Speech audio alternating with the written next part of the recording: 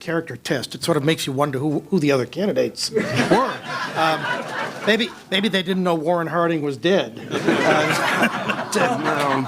I won't go there. Okay. Senator McGovern? Well, I have several reasons for being happy about today. Number one, Adlai Stevenson, Governor Stevenson, was my first political hero. I had the view about politicians that I suppose a lot of people do, kind of slick talking, overweight, cigar-chomping characters operating in the back rooms. But at about 1 o'clock in the morning, 1972, in July, I was up on a stepladder painting the ceiling in our little apartment in Mitchell, South Dakota. And I heard this marvelous voice coming over the radio at that time, almost as late as the nominee of 72 giving his acceptance speech. He sounded like a combination to me of what Thomas Jefferson and Abraham Lincoln must have been like. I was deeply challenged. I remember sitting on the top of that ladder. I quit painting and listened to every word of that speech, and it literally transformed my life. I don't know what it did to the people in the convention hall, but it moved me as no other political utterance had.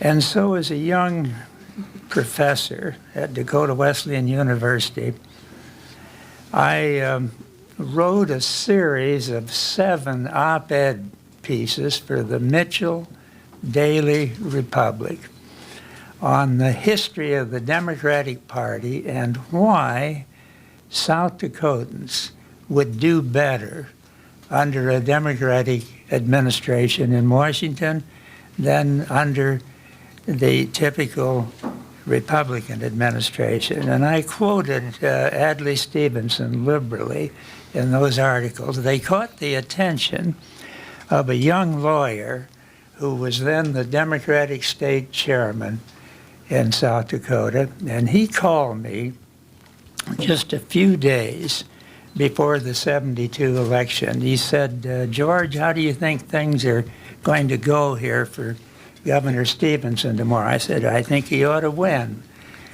Well, Ward said, I do too, but he's going to lose South Dakota probably 2-1. And we're going to have to start building a Democratic Party in this state. I'm wondering if you'd be willing to leave your professorship and work full-time as a paid executive director of this party. I at first thought it was ridiculous. I had 5 children and a young wife. I was getting a handsome salary at Dakota Wesleyan, $4,500 a year. And if I taught in the summer school, I got $6,000, which of course I did. Well, Ward said, I think you can earn $6,000 doing this job, but beyond that, it's just important that you think about this. So I decided to do it, and the rest is history. I worked for 2 years, night and day, neglected my family terribly, I confess, and we organized a Democratic Party. When I started, in the South Dakota State Senate of 35 members, there was not a single Democrat, not one, 35-0. In the House, which had 75 members, there were 2 Democrats. So in the legislature as a whole, the score was 108-2. We had a 2-party system, but that was about the ratio most South Dakotans thought desirable. In the very first election, we got 24 Democrats elected to the state legislature. And to go on and wrap this opening part up, I ran for Congress in 1956 and was elected, and the rest is history. John Anderson reminded me of something I had forgotten, that in 1956, Adlai Stevenson, my hero, threw open the convention to selecting his running mate. I wish I had thought about that.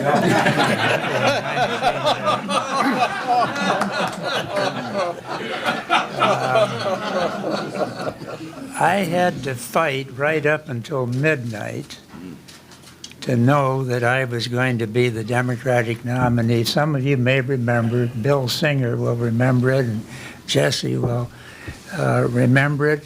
And by the way, Jesse, I wish I had had you selling those reforms instead of myself.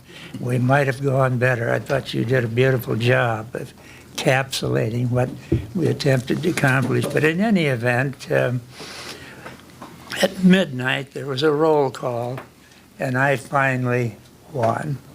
That should never have happened. I had that nomination won the day we carried the California primary. Every candidate knew that it was a winner-take-all principle with regard to California. As a matter of fact, a couple of weeks before the California primary, Walter Cronkite was doing an interview with my lifetime friend, Hubert Humphrey. And he said, Senator Humphrey, how do you expect to win this nomination? Look at all the primaries that George McGovern has carried. Hubert said, well, the big one is California. That's where the winner takes everything. And that's how we're going to turn this around. I'm going to carry California. Well, it didn't work that way in Hubert's calculation. The McGovern people carried California, and we thought the nomination fight was over, which it should have been. One of the reasons I urged Senator Clinton to withdraw after the Indiana and North Carolina primaries, that I couldn't see any mathematical way she could get the nomination. And I thought the time had come to close ranks and get behind Barack Obama. So at that point, I gave my support to him. This didn't happen with me. Hubert and the other candidates organized, I think all 15 of the opposing candidates that I had defeated, organized a drive to take that nomination away from us by challenging the California results, which they all knew we were operating under. And I think that was a devastating blow to our campaign. It meant we had no time after we finally won the roll call vote in Miami to do things like picking a running mate or planning the convention agenda so that the nominee would not be speaking at 3 o'clock in the morning. All kinds of things stemmed from that desperation move. Furthermore, it confused and divided Democrats everywhere, and we went into that bid for the election seriously hurt. I don't think we lost 49 states because I was too liberal. That's a lot of nonsense. I grew up in South Dakota, was elected to high office 22 times. We're hardly a radical bunch out there in South Dakota. I was a bomber pilot in World War II, not against all military effort, but against a particular war. I was referred to as the 3 A's candidate: acid, amnesty, abortion. You know what my views were on those issues? On acid, I was asked if I was for legalizing hard drugs. And I said, no, I'm not for doing that. I would make one suggestion, that we change the punishment for a first possession of marijuana to a misdemeanor rather than a felony. That had the merit of preventing our jails and prisons from being filled up with teenagers. On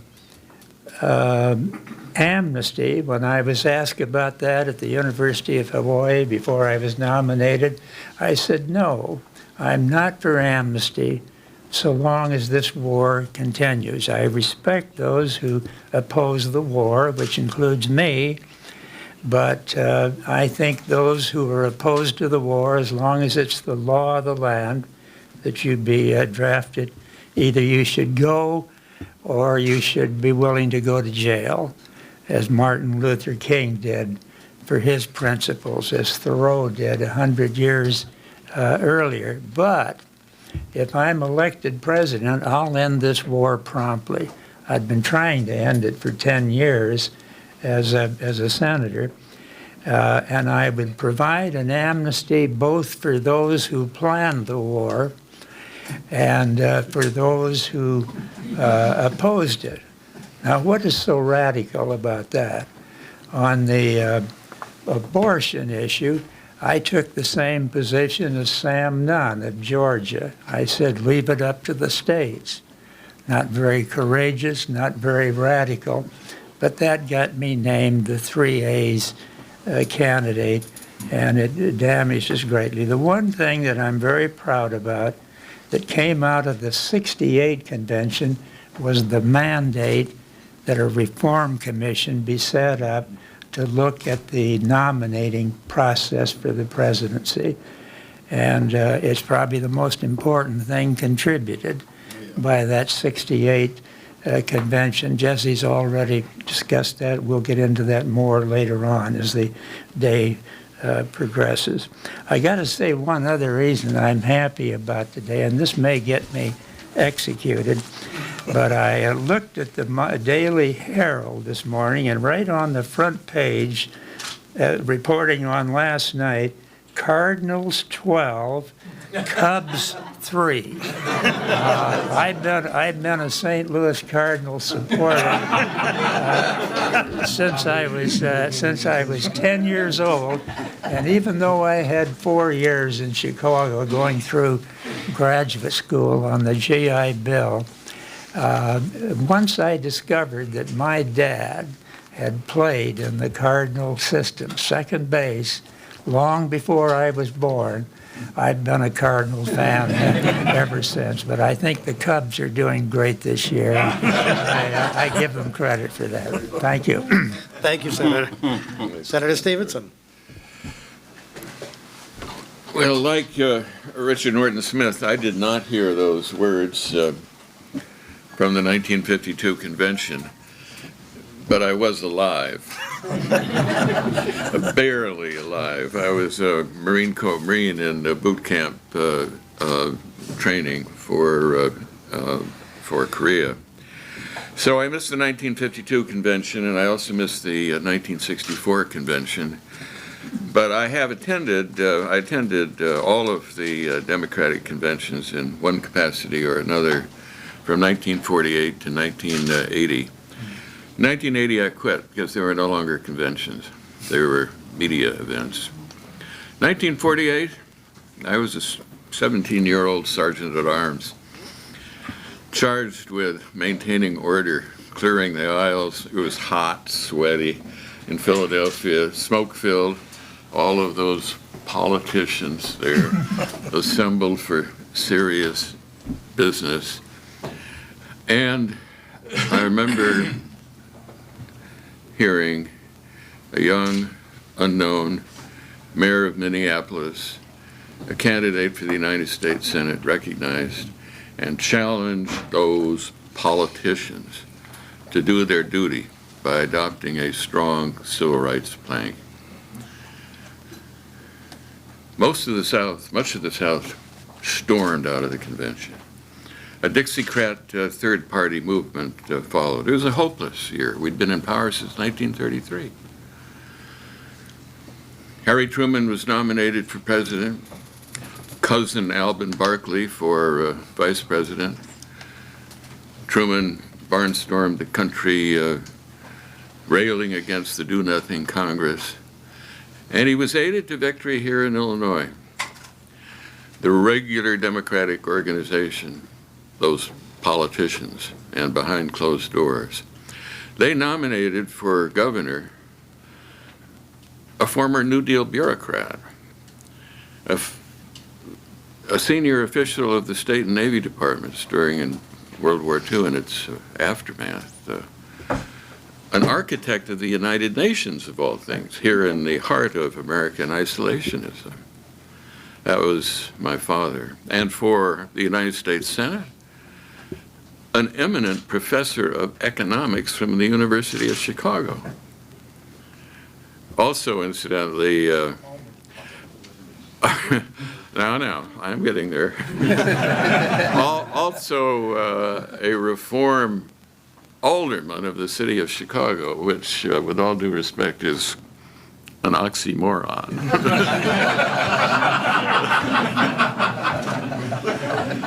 Well, I was the driver, day in and day out across the state. My father railed against the corrupt administration in Springfield. To make a long story short, I don't remember a fundraiser. They carried Harry Truman and Alvin Barkley to a very narrow and crucial victory in Illinois. My father won by the largest majority in the history of Illinois at that time. His campaign cost $157,000. He wanted to finish reforming state government. Good citizens had poured in as they had the New Deal and with the New Frontier, but after that speech, the welcoming address to the Democratic Convention in 1952, he was drafted. He entered no primaries. He was a candidate of the politicians. He started that convention, which electrified the world, with no staff, no money, no program, just volunteers who raised dollars door to door and assembled in Springfield to work on position papers and speeches. He took out and then 56, which we've mentioned already, 5 primaries. Took 5 because in Minnesota, the Republicans piled into the Democratic primary to vote for Kefauver. So it took him another primary, 5 primaries. He lost, of course, then, after Suez and the invasion of Hungary. It was hopeless. The country rallied to Eisenhower. There was not a great deal to divide my father and Eisenhower, especially on foreign policy. There was a center in our politics then. It was Eisenhower who warned most eloquently against the military-industrial complex. But in those campaigns, and as the titular leader of the party, in his advisory council speeches, he initiated the strategic arms limitations process. He laid the programmatic foundation for the New Frontier of John F. Kennedy and the Great Society. Arthur Schlesinger, the late Arthur Schlesinger, said that John F. Kennedy was executor of the Stevenson Revolution. The opposition did more than oppose. In losing, he won. He explained it. Democracy was not an end in itself. It was the means by which to inform the people. What won was more important than who won. Trust the people with the truth, he said. I'll jump over the 70s just to conclude by saying he wouldn't be possible today. I asked Willard Wirtz, his longtime companion in arms, served in state government, served as Secretary of Labor later, that question. He said no instantly. year after year of money raising, going from stand to stand, catering to one interest group after another. Wouldn't have even been physically possible for a Franklin Delano Roosevelt. More than $1 billion will be invested in candidates for the presidency this year. It comes from more or less the same sources. So what's happened to our politics? Where are those great bursts of activism and idealism, like the Square Deal of Theodore Roosevelt, or the New Deal of Franklin Roosevelt, or the Fair Deal of Great Society, or the New America of my father? By the early 90s, it was the deal. It was money and tactics. Delegates pledged. I remember chairing Senator Bill Bradley's campaign here. What was that, 2000, I guess? I was required to, help choose the delegate candidates. Our only instructions were they have to be selected according to race, gender, religion, age, and expressed sexual preference. Those those conventions, which produced America's great presidents, or of the past. We'll hear a little bit more about this and how Abraham Lincoln was selected. It's by politicians. So I think we've lost a little balance in our politics. Our founders understood how fragile democracy was. They created a representative form of democracy. And we've swung to a very participatory, very direct, a very plutocratic form of democracy. And that's one reason for the Stevenson Center. We want to address challenges to democratic systems of government everywhere. Democracy has always been fragile. And look around the world today. And look who's rising. China is rising. It's not so democratic. Other democracies, Western Europe, for example, they do a much better job of keeping the money out, shortening the campaigns, informing their electorates. So I think our politics has lost some of that balance. The center is gone. And so Americans more so than ever, begin dividing by religion and by race and by region and by age and by, gender, instead of, because of the great debate, the great dialogue, the issues. Hence, we're all here. And I thank you for supporting the Adlai Stevenson Center on Democracy. Let me just throw this out. Anyone is free to respond. Picking up off of what you, Senator, said, and a couple of your colleagues here in the panel, is it not logical to believe that today's conflict-free, made-for-television, often content-free party conferences masquerading as conventions are the direct product of 1968 and 1972, when conventions were all too conflict-full? They made great television pictures. They were dramatic, they were historic, they were melodramatic, but the parties decided they couldn't afford to have such conventions in the television age. Well, quick response, and you just hit on it. I think that in addition to sort of pushing this reform process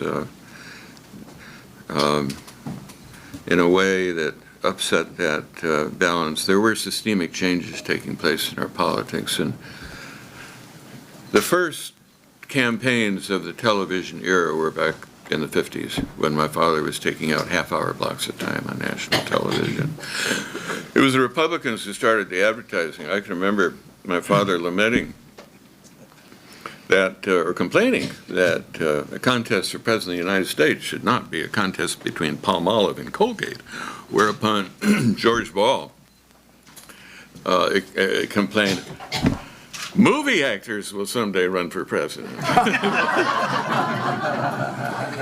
Well, you know, television was intruding and politics was becoming, and it was becoming much more and more episodic. It was trivializing the issues. Politicians had to respond in kind, and it was driving up the costs. He could take out half-hour blocks of time on national television. It's no longer possible. I think that systemic change really helped to trivialize, and the politicians responded in charge, and many of those really great men no longer compete in this politics. It's too expensive. Senator Lugar, you were at the Republican convention in '72. That is now generally accepted as really the turning point, when, of course, you had an incumbent president with no serious challenge, with a lot of money, and in a position to script every moment of that, to create an infomercial that lasted 4 days. Did it feel at the time that you were turning a page, that you were, in fact, extras in a drama scripted elsewhere? No, it really didn't, and I mentioned this because it was not really clear that our convention was going to be in Miami Beach. There were problems with the city council there.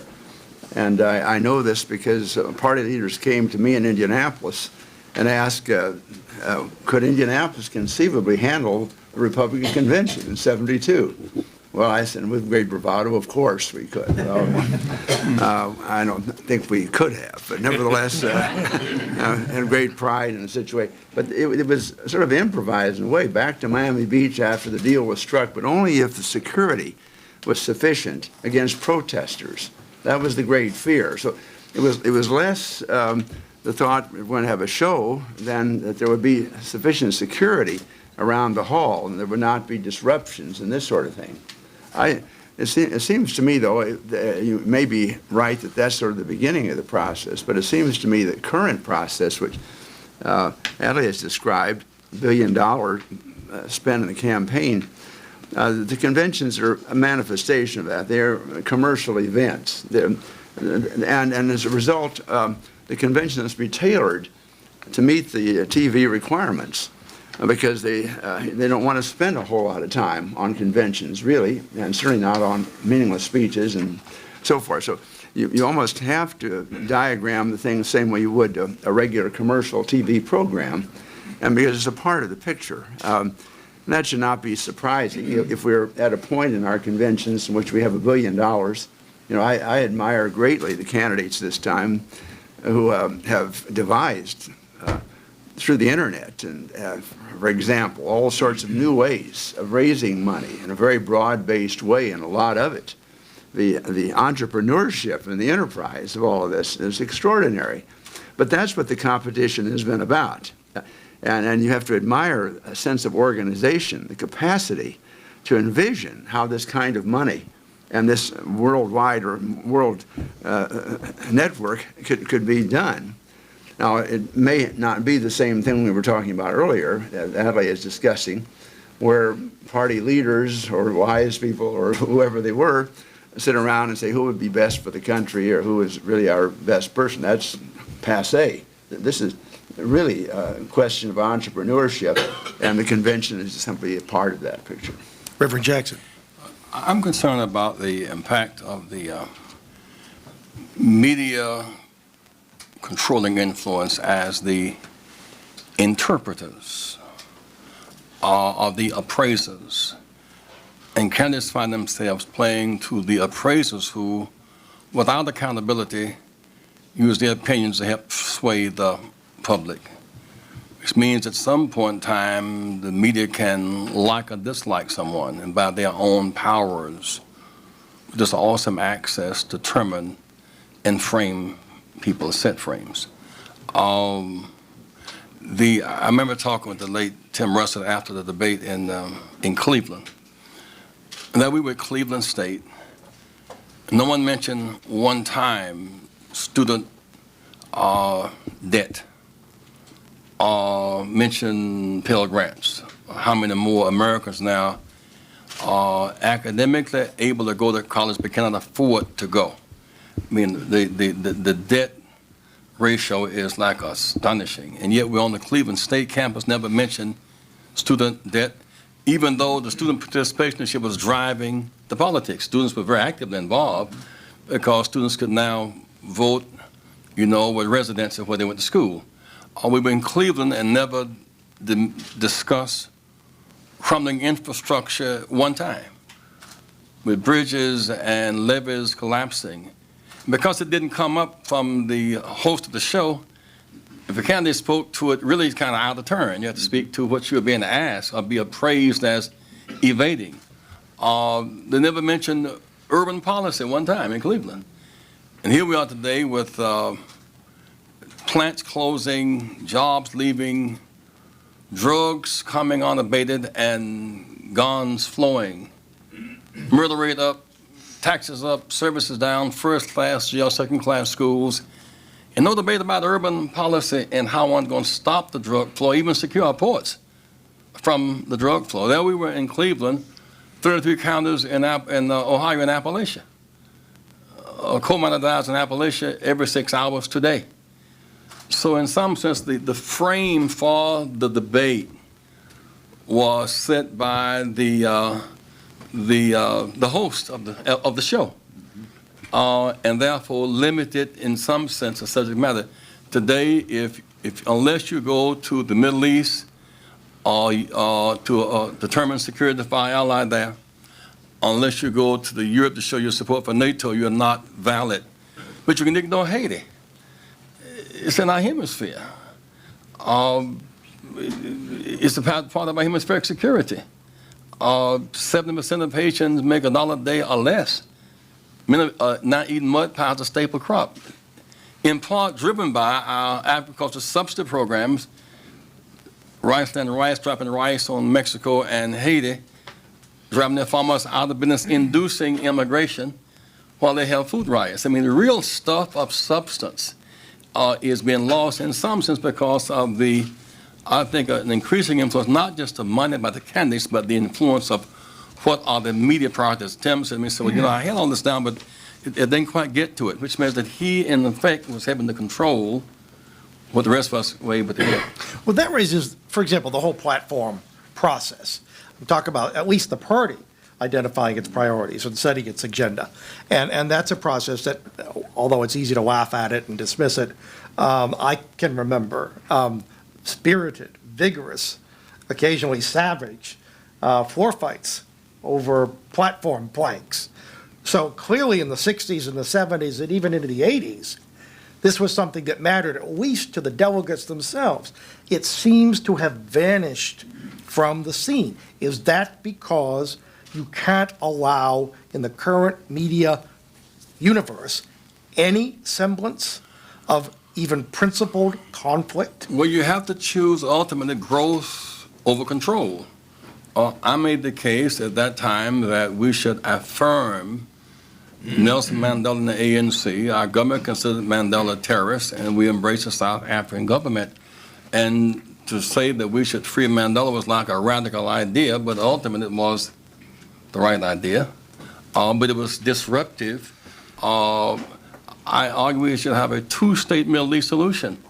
And no-talk policy would not get us to the achieved end of a mutually recognized policy. For that, I was almost a heretic. But we had to expand the dialogue to make sense. So today, two-state solutions is, of course, that's center. Free Mandela, of course, that's center. And so there must be some room to expand the dialogue and not be seen as a heretic. If you're seen as it, still have the right to do it. Therefore, to shut down the debate itself is inherently undemocratic. Senator McGovern. On that same point, one of the things that has long concerned me about American politics is that we look at some of the biggest challenges and we say it's not safe to talk about those.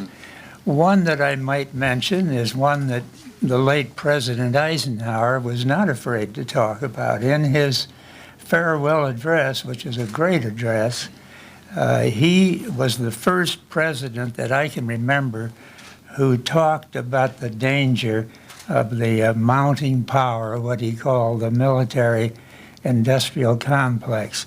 To hear words like that in a farewell address, you have to go back to George Washington, another four-star general who warned against the danger in peacetime of large standing armies and the accumulation of military power.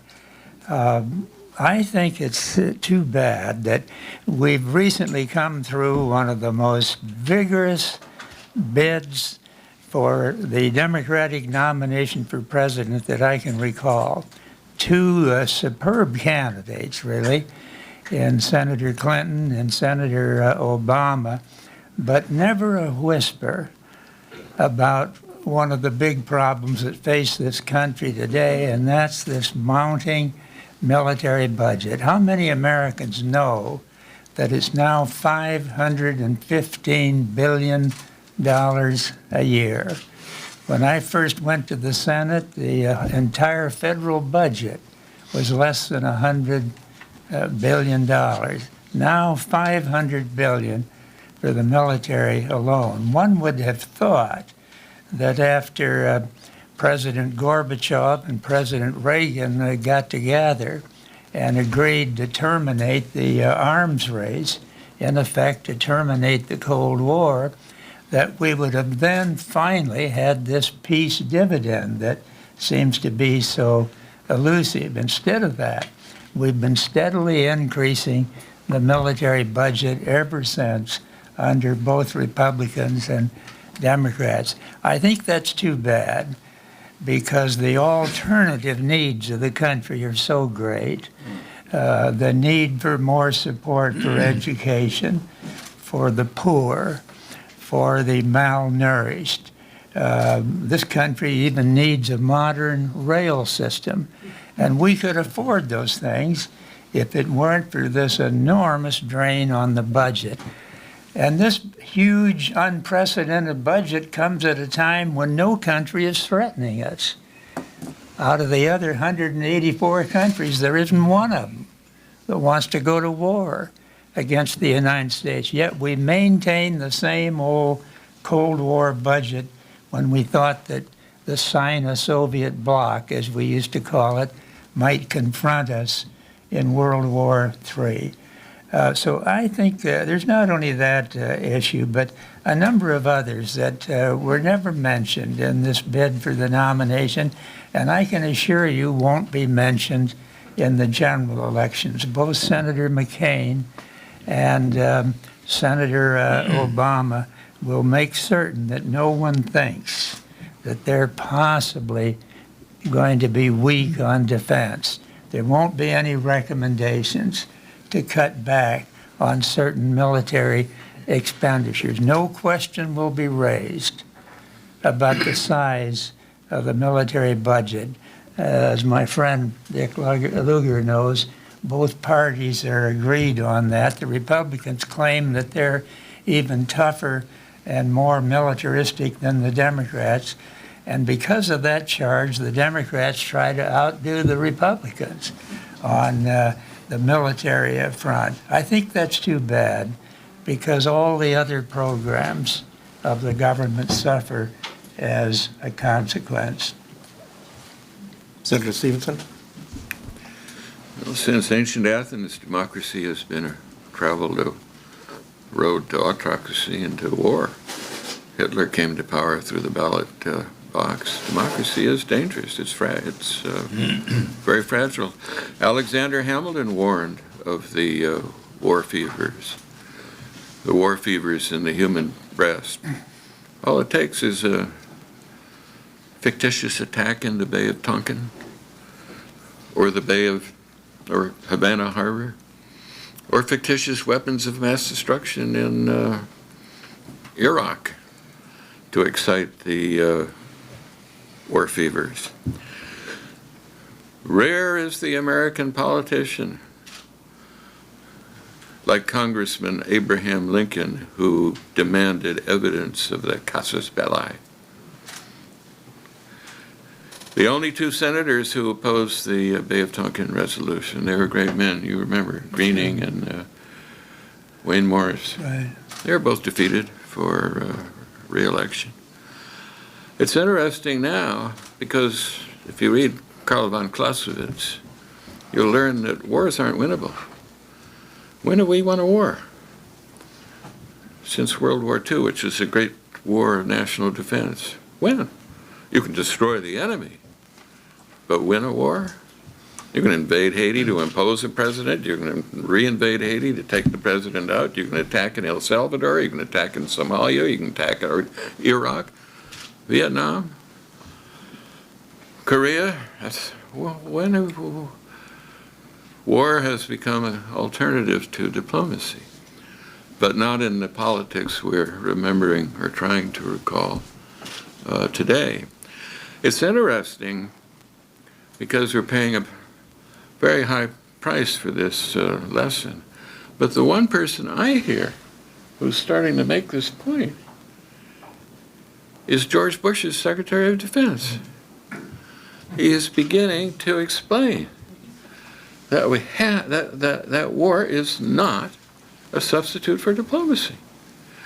He's pointing out, for example, there was an article in the New York Times today by Christoph that the United States has more people in its military bands than it has in its foreign service.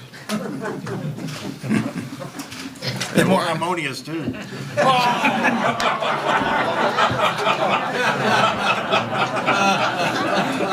Oh, so amen to what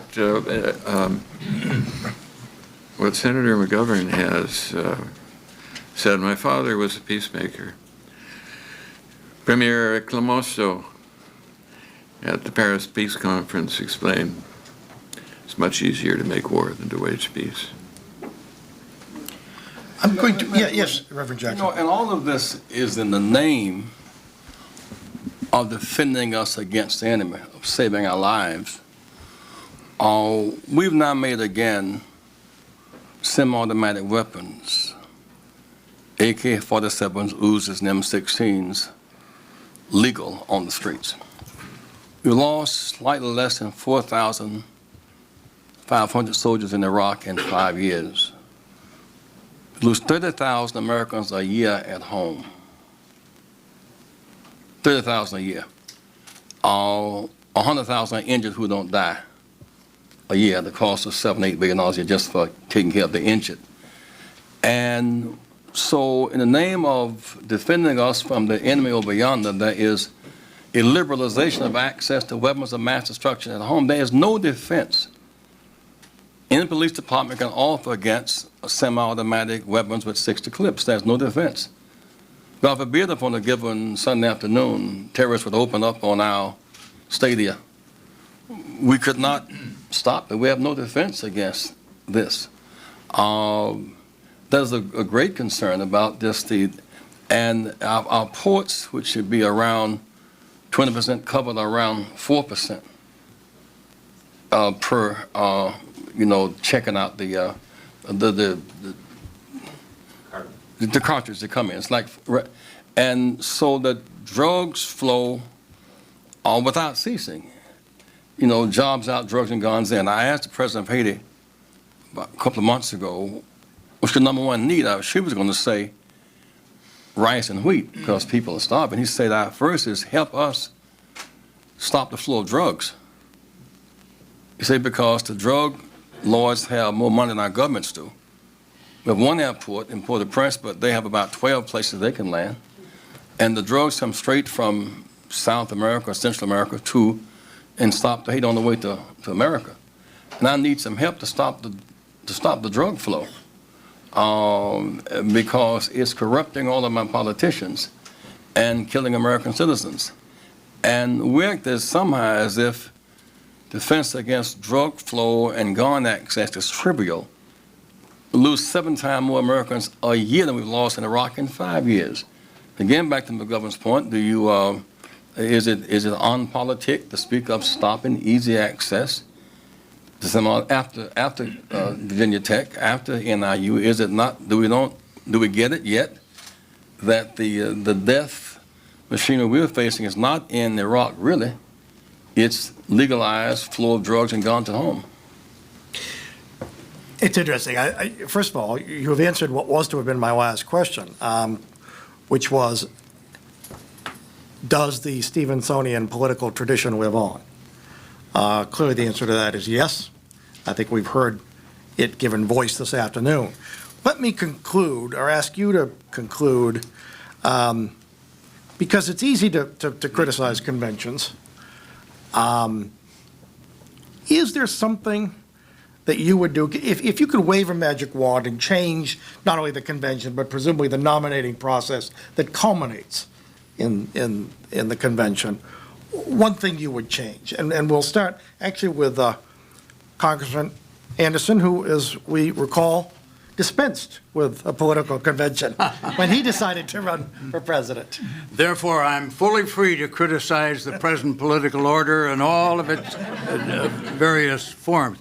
Well, one thing that bothers me, and I hope this is germane to the question that you have posed, I don't know where or who in the Democratic Party came up originally with the idea of these delegates who are simply appointed because of a position that they hold or some rank in government. The so-called superdelegates. Superdelegates. It seems to me that, at least as a political independent, looking at the two-party system with some disdain to begin with, the idea that we have superdelegates who somehow are free from any responsibility to be answerable to their constituencies, but can do their own thing and to their own ends and for their own purposes, I think it diminishes the convention as a legitimate tool of democracy where we work through problems and select candidates who will best respond to the needs of the American people. Thank you. Alderman Burke, are you a superdelegate? I'm not. I'm a delegate from Illinois, but we lowly members of City Council don't have the same status as congressmen and senators. I think most of our, the vast majority of our fellow citizens would probably be quite surprised to learn that there's nothing in the United States Constitution and nothing in the laws of the nation that require a convention. That it is a custom and a practice that simply has grown up over history.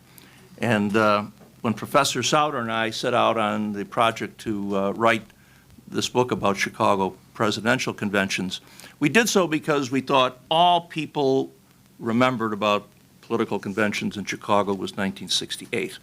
That nobody knew that Abraham Lincoln was nominated in Chicago, that nobody knew that that was where the famous Cross of Gold speech was delivered, that nobody knew that was where Teddy Roosevelt lost his comeback bid in 1912, that nobody knew that that was where Roosevelt was nominated for the historic third term, that nobody knew about 1944. And could I have a show of hands of people that know who the vice president was from 1940 to 1944?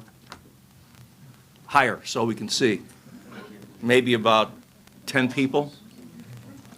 It was Henry Wallace, who went on to run against Harry Truman in 1948. But the Democratic Convention actually dumped a sitting vice president in 1944 and replaced him with Harry Truman. Could that happen today? I doubt it. And I think what we tried to identify in our book was that the venue where the convention was held was so important to the outcome, whether it was the smoke-filled room. But in 1944, a fire chief, at the order of Mayor Ed Kelly, shut down the convention because it was getting out of control. It was going to draft Henry Wallace. And but for that fire chief who said that the convention hall was too crowded, you're in violation of the fire ordinance, Henry Wallace would have been the President of the United States. And but for that lowly fire chief in Chicago in 1944, what would world history have been? Reverend Jackson, if you can change anything. Yeah, a fire chief in Chicago and the counting system in Florida. Counting system in Florida. Wow. I guess superdelegates is kind of our version of the electoral college. In case the democracy gets out of hand, there are the godfathers and mothers who will help guide us safely to shore. Frankly, I'm delighted over proportionality over winner take all. I have a bias this year because the candidate of my choice is the winner. But I'm concerned about the process. I mean, this old 6-week gap, for example, the rhythm of it didn't make sense. And the cost of it means that too few people are investing a lot of money, even though it's said to be broad-based. At the end of the day, people do want returns on their investment. And so we must keep fighting to make the campaign, it's one thing to have proportionality, but it's another thing for those people to in fact have their voices felt. And at the end of the day, a bigger noise is going to call an awful lot of shots. And I guess my concern ultimately is that the convention process and even the primary process this should be reevaluated. I know they tried to do with bouncing off South Carolina and Nevada. But when you end up with Florida and Michigan in the lurch, there was a flaw in that system. So that must be reevaluated because you're given a number of people in Florida and Michigan who are kind of afterthoughts. It leaves in many miles a lot of bad taste. So I would say we need to at least look at what the hole is in the end of the tube in that situation.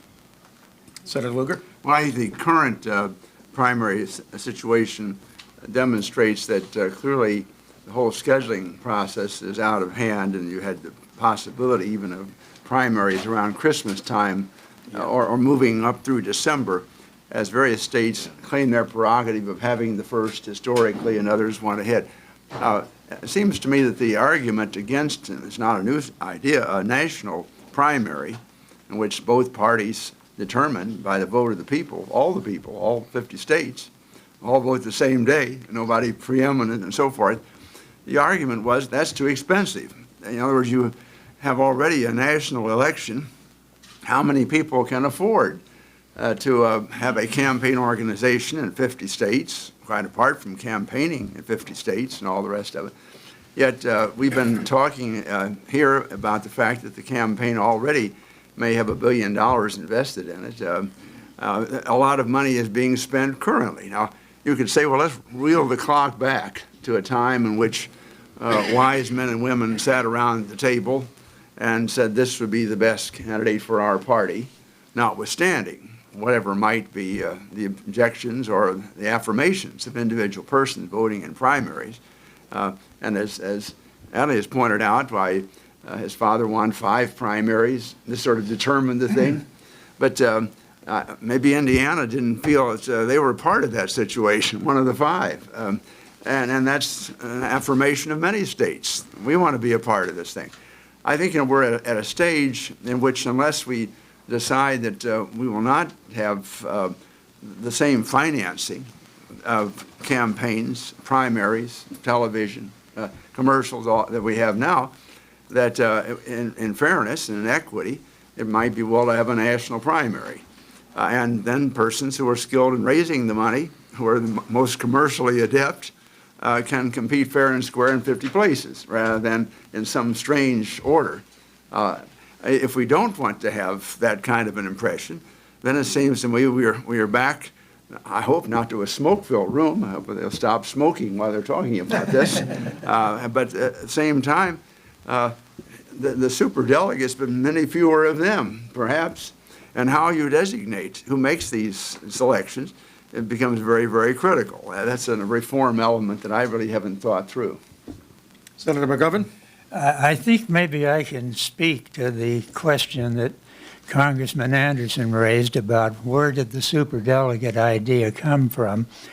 The so-called McGovern-Fraser reforms went into effect in 1972. The chief contribution they made was to open up the delegate selection process to women, to minorities, to young people, and so on, so that beginning with the 72 convention, you had a much more balanced and proportionately fair division of the delegates. But after about 10 years of that, there was a growing frustration on the part of people that work at politics every day of the year. I can tell you that in 1972, for example, Tip O'Neill was defeated as a delegate in his home district of Cambridge by a 20-year-old McGovern young woman. Avril Harriman went down in New York for the same reason. Anyway, that just makes the point that there's something lost in deciding who the presidential nominee should be if the process that you've worked out opens the door to political activists, but doesn't recognize that United States senators, United States congressmen, governors, labor leaders, other prominent people, that they also should have some input. I wasn't the originator of that idea. It came as a reaction against the so-called McGovern reforms. It was also supported, I think, by my friend Walter Mondale, then the Vice President of the United States, who was getting ready to seek the Democratic nomination in 1984. But be that as it may, the Democrats decided that they were going to provide that maybe 20% or possibly a fourth of the delegates would be picked automatically according to their position, prominence in the party, office holding, or other things that were regarded as important. They wouldn't have a controlling vote necessarily if it were limited to 1/5 of the delegates. The other 4/5 would be picked under the McGovern-Fraser rules. I was asked to testify at that time because it was generally recognized that I was, in a sense, a target of what was about to happen. I testified in support of permitting 20% of the delegates to be named automatically, and I have no regrets about that. A lot of people who come into an election year and get excited about a candidate, it may have been the first time in their lives. They're not as experienced, they're not as knowledgeable. They're wonderful people, and they helped me win a nomination, but we'd be better advised, I think, to have a body of people who don't just work at politics in election time, but give their lives to it. And we should protect the right there. So I think this superdelegate rule serves us well. It didn't control the outcome of the election this year. I think it seldom would ever control the outcome, but it does permit some input there that I think is important. Thank you. Senator Stevenson. Well, these are very positive comments to my way of thinking, though I have to admit the old smoke-filled room is smelling better and better to me as I get older. But the issues are increasingly complex. This is a dangerous, dynamic, rapidly moving world. The news and information is trivialized. People are uninformed. So why not give those with some knowledge of the issues, of the candidates, and of the demands of public office a say in the selection of their party's candidates? They had the total say in the past and produced all of our great president. And So I also, think and that- also the bad ones. but they weren't uniformly bad. But also, I think, Senator Lugar's comment, I served on another reform commission years ago, Dick, with Mel Laird headed it.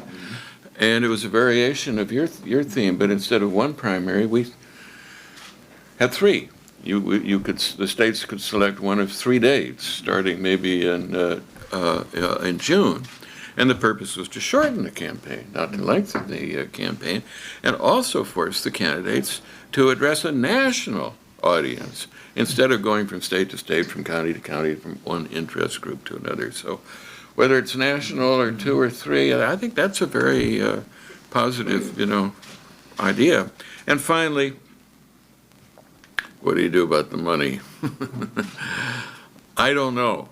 Buckley, Vallejo, but something needs to be done to drain this politics of the money. And you can talk about the internet, but most of it doesn't come from little people on the internet. It goes to both parties. And as soon as the campaigns are over, the money keeps flowing, and it's flowing into the lobbyists, into the public relations people too, but getting the money out. Now, shortening the campaign is one way of helping to get the money out, but there need to be some controls, some more effective controls on the money that goes into our politics. Professor, I just have to say again, the impact of media is a big piece of this. How to pay consultants, very well paid consultants, and money. So if there's $1 billion going to be in the campaign, where does it go? I mean, given the real needs of people who vote with passion and commitment, they are not the beneficiaries of that kind of money. I mean, too few people get too much money to program the rest of us. At the end of the day, we still end up looking the nation through a keyhole and not through a door. And with all that we have done this year, when it's all over, we will have changed the face of the White House. But I cry out for reprioritizing of our commitment to wipe out poverty, which is growing in our country. Not a vigorous debate really on the public schools in our country with children in urban America, 7 of 10 young black and brown men not finishing high school. We have 2.4 million Americans in prison, 40% black, 20% Latino, 1 million blacks in jail today, 1 million. 500,000 Latinos, driven by these crack sentencing disparity laws. I mean, stuff that really affects our lives. You look at the gap between inner city schools and suburban schools based upon tax-based funding for schools. And they play basketball well together because whether in China or in Chicago, because the playing field is even and the rules are public and the goals are clear. But academically, we speak of raising the chin bar, and we speak of leave no child behind, but we do nothing for the floor. I've not heard what I'm searching for, prenatal care, Head Start, and daycare, so fundamental on the front side to stop this school to jail pipeline. And so we must keep, I think, somehow the money got to somehow dig up the roots of this thing. We're going to have a great campaign this year. We can hope to feel good about the outcome of it, but somehow the role of the media appraisers and the consultants and the money is taking it further and further away from one person, one vote. Thank you. And the last word, appropriately, goes to Senator McGovern. Well, I just want to say another word about these super delegates, because I suspect they're going to be with us for a long time to come.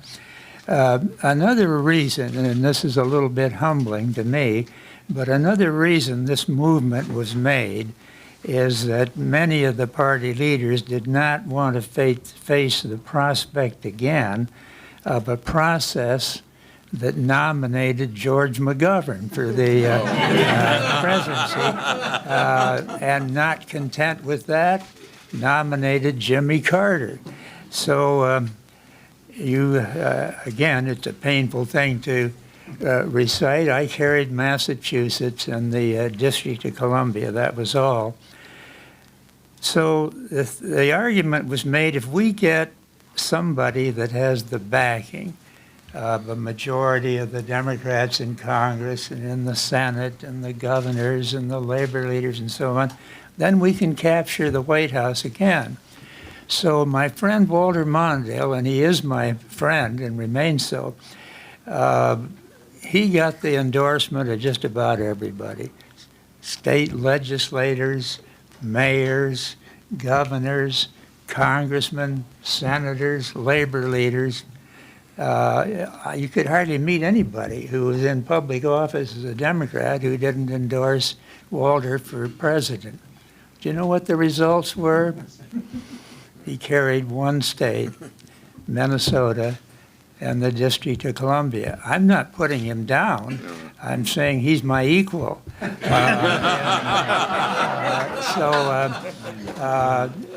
You don't know what kind of a candidate you're going to get, and you certainly don't know what kind of a president you're going to get on the basis of who is doing the selecting. That's the only point that I wanted to make. And, What you can't control is personality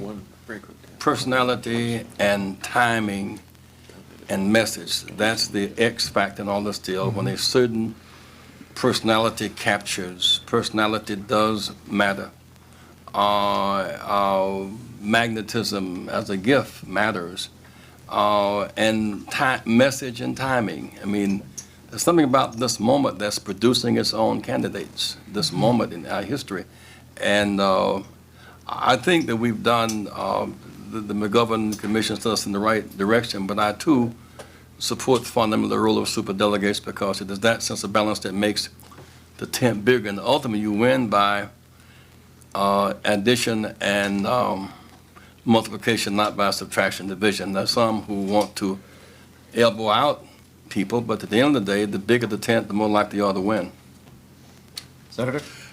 Just in response to Reverend Jackson's comments, the first major project planned by the Stevenson Center is on media and information. How, in the information age, can people be empowered by truth? Thank you. Join me in thanking our panelists.